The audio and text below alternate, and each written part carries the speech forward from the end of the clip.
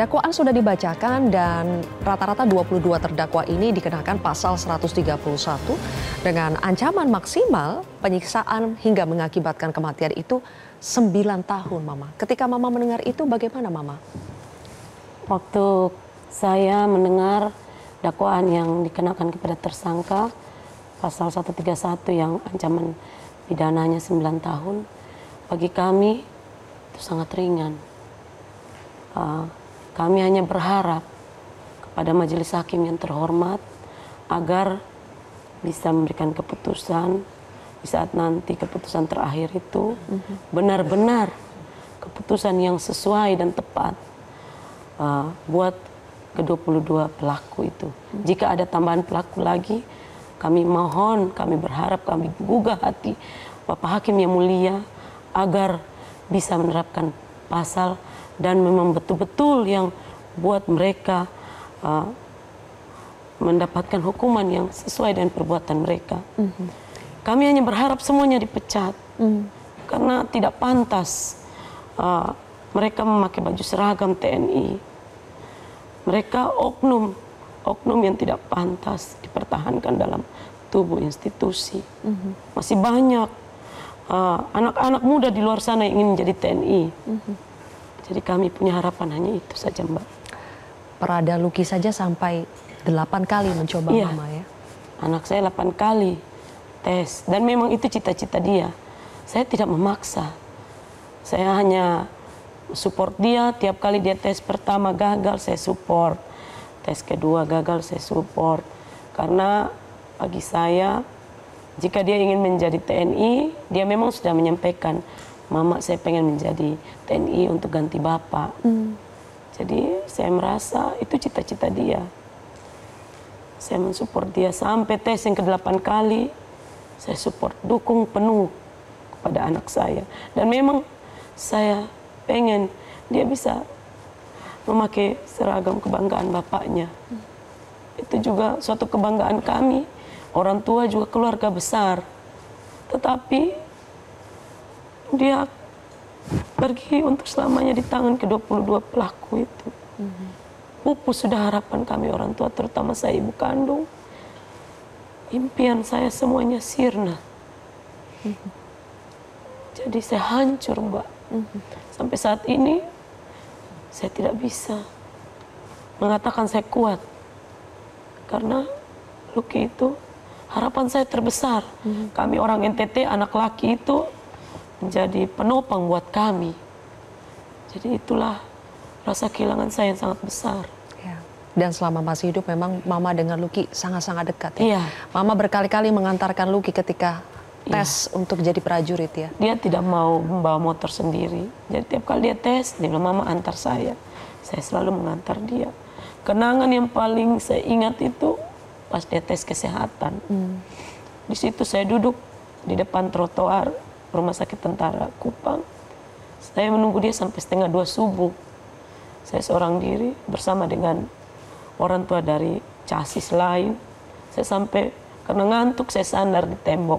Ya. Kodim Kupang, saya tidur di situ menunggu dia. Dan dia datang dengan hasil, dia gugur. Dari jauh dia menangis. Dia bilang, Mama minta maaf. Saya belum bisa bahagiakan Mama dan adik-adik. Saya bilang, Luki tidak apa-apa nak. Kalau memang Luki mau menjadi TNI, Luki coba lagi ya.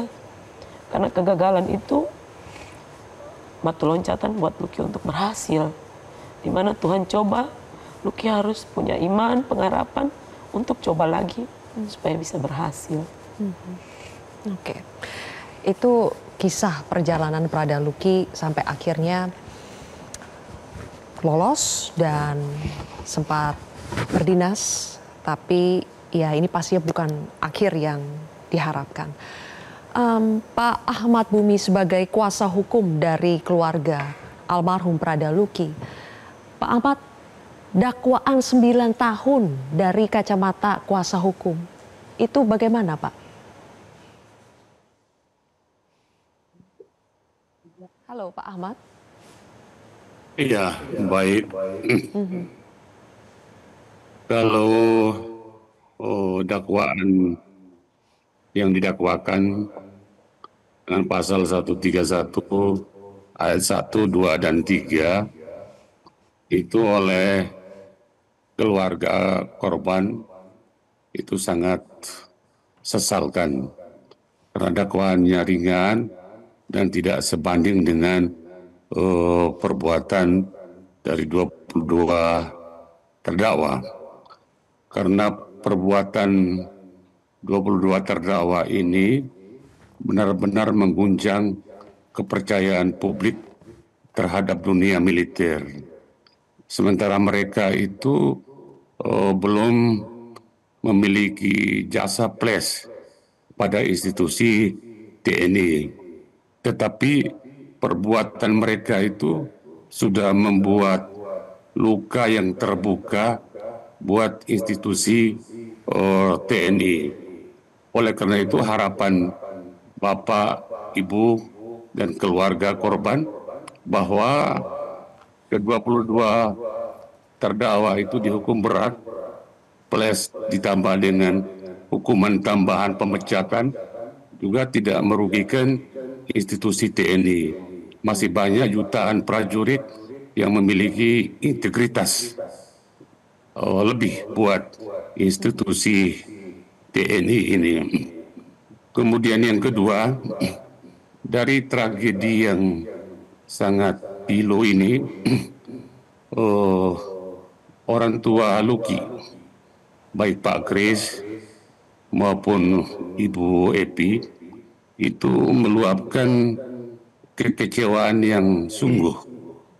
Kekecewaan Pak Kris dan Mak Epi itu bukan mereka sedang melawan institusi TNI yang mereka cintai, tetapi murkanya mereka terhadap 22 terdakwa yang kelakuannya sangat merugikan institusi TNI itu. Baik. Dari tragedi ini sampai hari ini pun kita masih bertanya-tanya, apa sih sebenarnya yang salah dalam hal ini sampai tragedi kematian Luki? Sistem yang salah ataukah memang oknum dari 22 pelaku itu? Itu menjadi pikiran tanggung jawab kita semua. Dan bagi saya bahwa tragedi Luki ini menjadi salah satu hal atau menjadi salah satu momentum untuk dilakukan reformasi terhadap institusi TNI. Karena budaya kekerasan, apalagi di luar pendidikan, budaya kekerasan TNI yang saya tahu, TNI prajurit itu dilatih untuk membunuh musuh. Saya belum pernah mendengar kalau prajurit TNI itu dilatih untuk membunuh sesama prajurit barat. Baik. Nah, Baik, ini Pak menjadi Ahmad. salah satu catatan penting. Ya, baik Pak Ahmad, ditahan dulu sampai di situ. Pak Ahmad, tadi ada satu hal yang menarik sekali yang disampaikan oleh Pak Ahmad. Kalau sebetulnya ini yang salah sistem atau oknum, itulah yang akan kami bahas pemirsa. Usai jeda berikut ini tetap di Kontroversi. Download Metro TV Extend sekarang.